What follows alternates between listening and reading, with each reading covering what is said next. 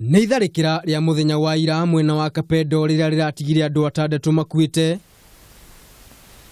Atongoria kuma Turukana na Baringo nĩ mameneirie gĩko gĩkĩ na njĩra nene, makiuga harĩ bata aikaria mwena ũyũ makorwo makĩoya ikinya rĩa kwaranĩria nĩguo kũnina njũragano ta ici.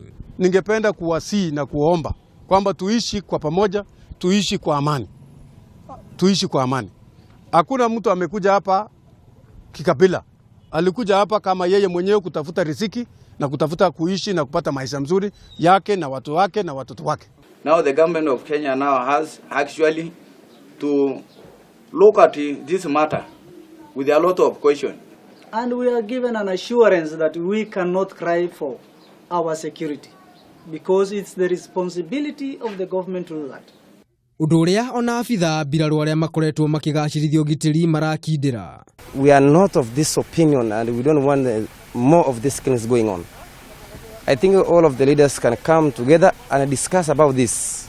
Yeah, and I urge all of the citizens in this region that we are now in control of the church, both KDF and police. We are pursuing the raiders and we hope that we are going to catch with them. We will not allow bandits to take control of this area. We are on top of everything and I will give you a report as soon as possible.